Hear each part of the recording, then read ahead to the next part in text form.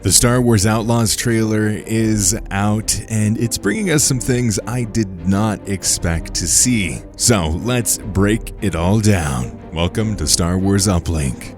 First off, I want to say that this game is everything that I wanted to see from a Star Wars game. I'm a huge fan of the original trilogy. Have been. It's my favorite trilogy. New Hope is my favorite movie. So when they said, oh, hey, it's going to be set in the original trilogy, it's going to be set around like an outlaw or like bounty hunter game. Boom, check, check. Check. These are all the things that I wanted to see in a game like this, and it's honestly drawing some inspiration, at least visually, in terms of kind of like that mechanic and something that I want to see from like Star Wars 1313, Bounty Hunter. I'm so pumped for this. Now let's break down what we saw. There's been a whole lot of discussion around what is a true open world Star Wars game, what is, what isn't, is this really the first one? But what we can say is this is going to be an actual open world genre Star Wars game. You have so many different mechanics as a part of this. You have multiple worlds that you can go to. You have multiple maps, multiple locations that you can explore and do missions on. The overarching story seems like it's going to eventually be around one big heist. We don't know the background of this character named Kay, but we do know that she has a background. She has a backstory, and there's something that she's running from, trying to hide, as well as get past. So that's interesting on the storytelling aspect. Now, we get introduced to this character in the gameplay as they are going on this smaller mission. Now, we don't know if this is the first mission of the game. We don't know if this is later on, but we do know it's probably pretty early on because there doesn't seem to be this huge mission that they're really going for, and there doesn't seem to be this big path. Now, I could be wrong considering that we see the Kyle Katarn looking character in the ship and with this battle droid, but it seems like that's Kay's buddy battle droid and not Kyle Katarn's like I kind of thought from that cinematic trailer. And yes, I'm just going to keep on calling him Kyle Katarn because he looks exactly like him. Now let's get into the meat of the mechanics. So we see that there is going to be stealth gameplay and multiple choice gameplay in this Star Wars Outlaws. You can see this very early on because you have the option, I imagine, just walk out of that room guns blazing and kill everyone. It also seems like it's very likely that you'll be able to just go in and out without even being seen at all, and then you subvert that chase scene entirely. Later on, once the mission's complete, they make it back to town. You see Kay go into that room and basically see the Bad Batch kind of setting of here's this person over here. They're going to give you tasks and money.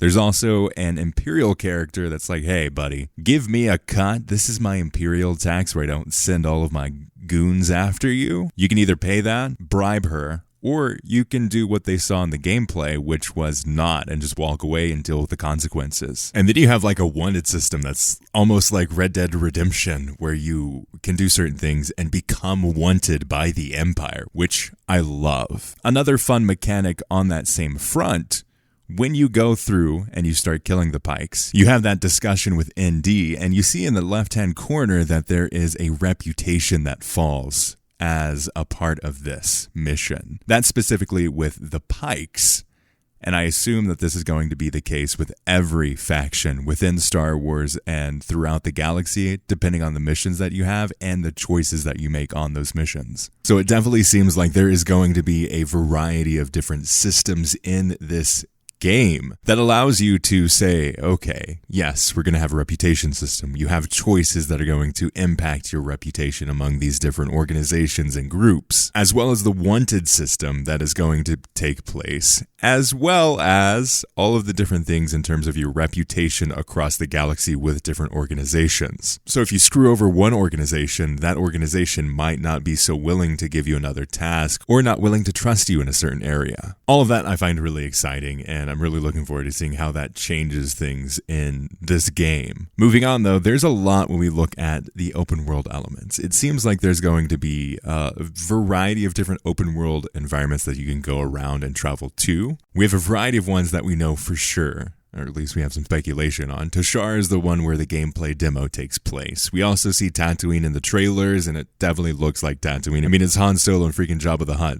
I'm pretty sure that we know Tatooine's going to be in there. We also have a planet that looks very similar to Kijimi in The Rise of Skywalker, and I think that could be fun to explore in this more open world aspect. Akiva is also a planet that we're pretty sure is going to be in there, and it has a long history in Star Wars, a variety of different upsets, but instead of being heavily Empire run, it's run by a different organization that takes the taxes as well as enforces the laws set by the Empire. In terms of travel, we also have ground-to-air combat, which is ground-to-space combat, really. There is some of the air travel and that kind of stuff, but you can jump into a ship and travel into space and just keep on going from this gameplay perspective. It might change, it might not quite work like this, but this is something that we've wanted since the Battlefront original days. So I really, really like that. And it seems like a really smooth transition as well. Especially considering the size of this is something that could probably cause some performance issues maybe, but if it works well, if it runs well, I'm really excited to see how that works. And it goes right into space travel as well as space combat, which is going to be in this game. It looks like a slower version of Star Wars Squadrons, which makes sense considering the size of the ship. But I think that's where it might fall a little bit because it's really hard to get space combat right in video games. Really interested to see how it really takes that into effect though, and what it feels like when you get behind the cockpit. I like the hyperdrive system. I love the visual of that. It looks really iconic and unique in Star Wars, but still feels Star Wars.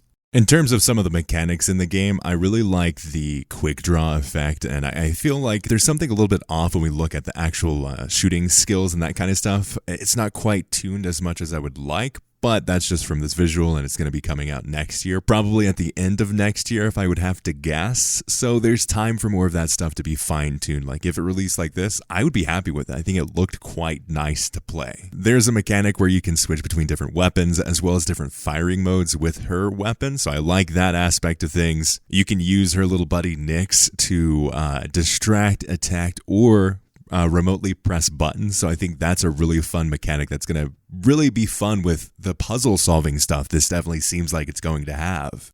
We definitely see the multiple approaches to each mission, the different ways that you can play each mission, the different play styles. If you want to go aggressive, if you want to go stealth, it looks like you're going to be able to do that. It's not going to force you into one type of play style. You have the speeder chases, you have the speeder combat, you have the speeder races, maybe. Seems like that could be something that you have like a little mission on. If there's this bad guy who's not going to give you the thing unless you win a mission or something from him. There's this cool slow-mo ability that definitely reminds me of kind of like Han Solo's blaster shot or Lando's blaster shot in the Battlefront series. I could totally see something like that happening, or even in Jedi Survivor.